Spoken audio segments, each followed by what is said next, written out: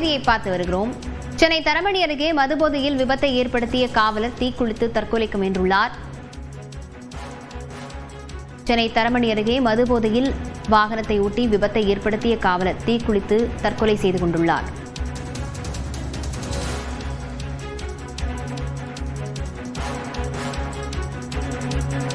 சென்னை தரமணி அருகே மதுபோதையில் விபத்தை ஏற்படுத்திய காவலர் தீக்குளித்து தற்கொலை செய்து கொண்டுள்ளார். இதுகுறித்த விவரங்களுடன் செய்தியாளர் சுபாஷ் பிரபு இணைந்திருக்கிறார்.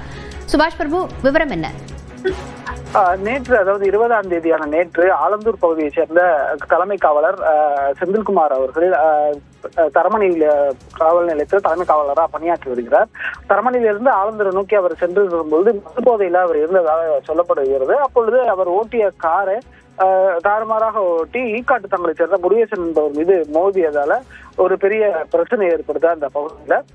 அதன் மூலமா அந்த பாதிப்பு ஏற்பட்ட அந்த நபர்கள் உடனடியா ராயப்பேட்டை அரசு மருத்துவமனைக்கு அனுப்பி வைக்கிறாங்க.